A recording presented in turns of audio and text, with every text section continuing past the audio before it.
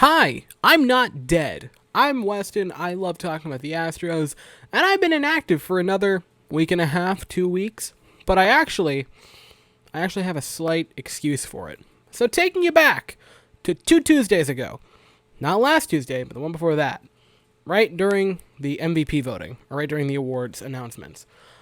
I was going to do one that Tuesday, which is when they announced the Rookie of the Year. And I thought to myself, no, Weston, you're going to be a good person. You're going to wait till Friday. That way you can talk about Rookie of the Year for both leagues, Manager of the Years, MVPs, and Cy Youngs, and have it all in one nice video. Good thinking, me, I said as I patted myself on the back. And then then Friday rolled along. And Friday afternoon, I felt a tickle in my throat. Now, no, it was not the beer disease, or the beer virus, if you want to call it that.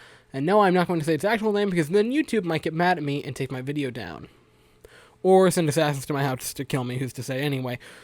And I thought to myself, oh, I know what this is. It's a little thing called postnasal drip. That's just something that bothers me every November, every single year, and I usually get over it like in a day or so. So I'll film this either tomorrow night or Sunday night. It'll be great. It'll be real soon. And then I woke up Saturday, and I felt terrible. I found out that it was a bad throat infection, and it was not just something that I could deal with myself. I had to get medicine for it. I had to go to a doctor. I know, crazy, right? And I didn't feel good till like 3 days ago.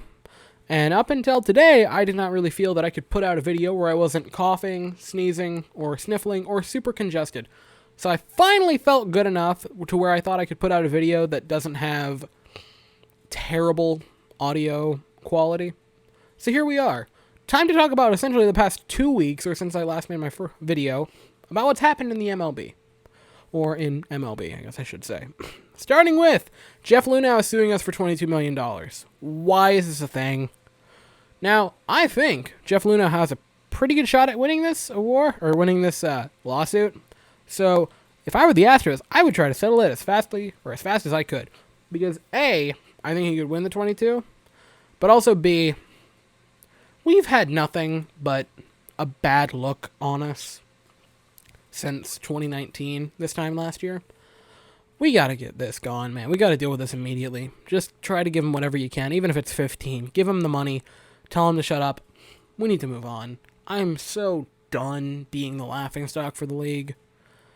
For this reason, we need to move on as soon as possible. Just get it over with. I think it's funny that he's mad that he was the scapegoat for us when we were the MLB's scapegoat, or MLB's scapegoat. I think it's kind of funny. And again, I think he has a legitimate reason. Moving on to that, the other couple Astros things. Brantley and the Astros are, at the time, last that it was updated, working on a contract extension, which there's the pros of that are we bring back Michael Brantley, and the cons of that are we don't bring back Springer, which, if we bring back Springer, the cons are we don't bring back Brantley. This is the issue of having two really good outfielders up for contract on the same year, is you get one, but not the other.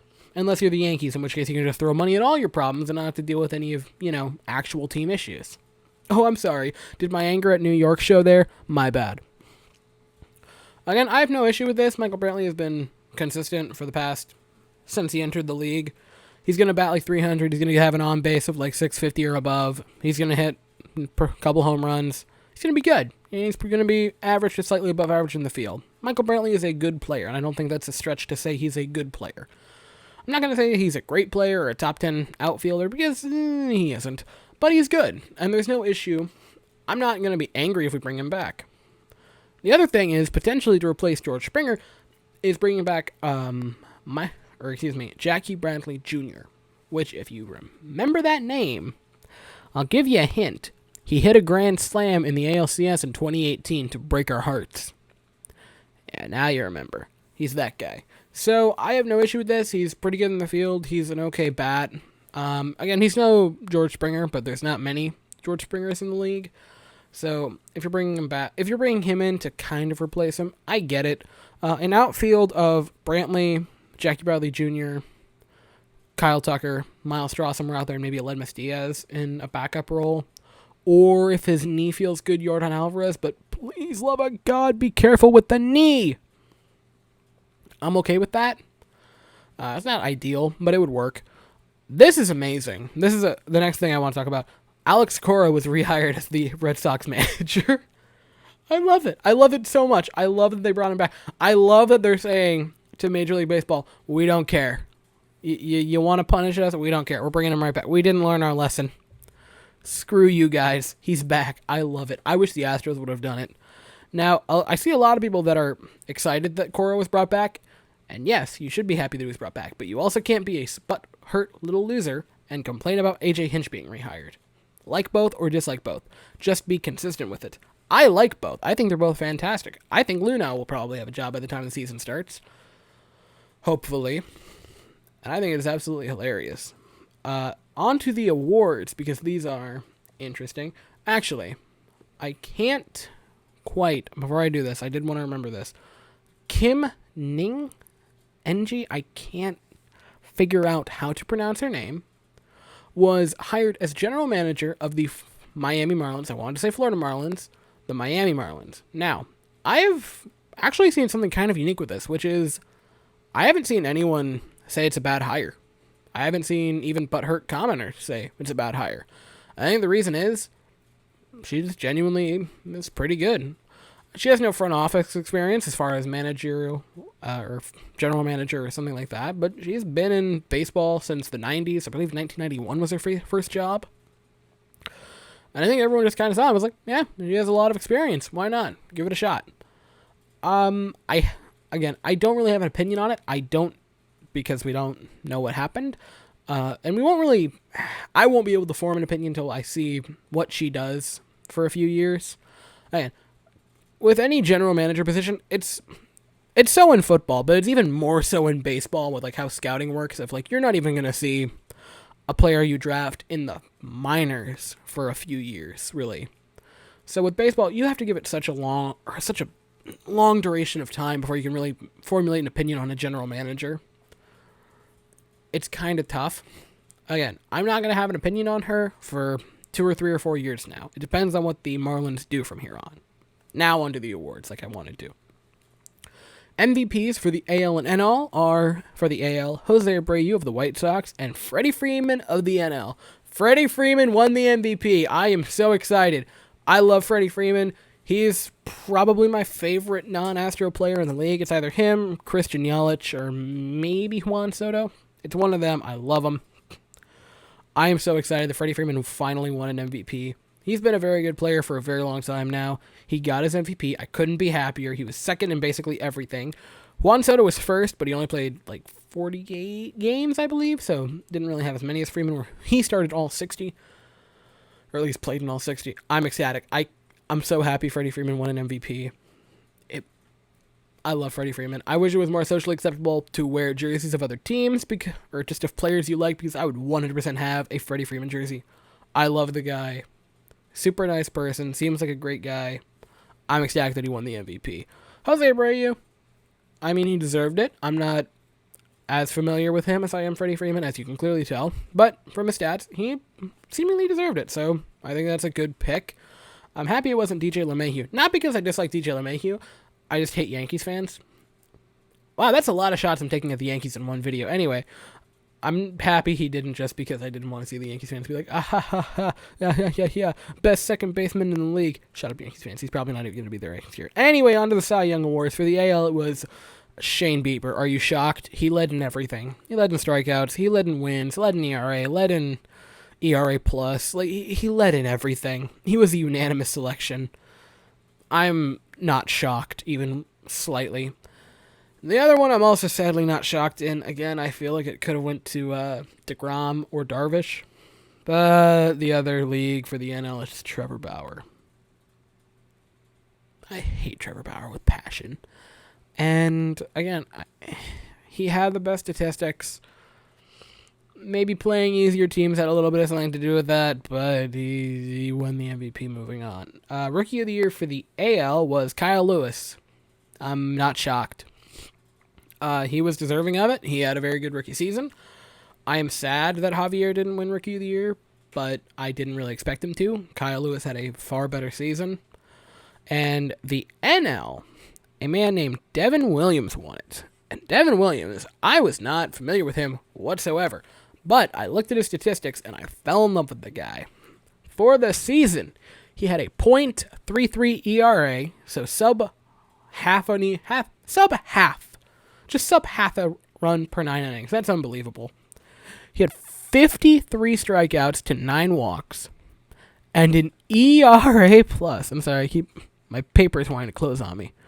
An ERA plus of 13.75. And I saw that number, and I almost started shaking from excitement. 1,375. Are you kidding me? I've never seen that even for like half a season. That's insane. He had such a good year. 13.75. He could have won the Cy. He's the Cy Young to me, not Bauer. Like, look at 13.75. I lost my mind. I read it and I went insane. Like, I couldn't believe it. I was like, I was so excited when I saw that number. I love ERA plus. I love OPS plus. They're my favorite statistics because they're easy to digest. And it coincidentally backs up most of my arguments. He was insane this year. He was absolutely insane. 13.75. And manager of the years. Is anyone shocked? It's Kevin Cash for the AL and Don Mattingly of the NL.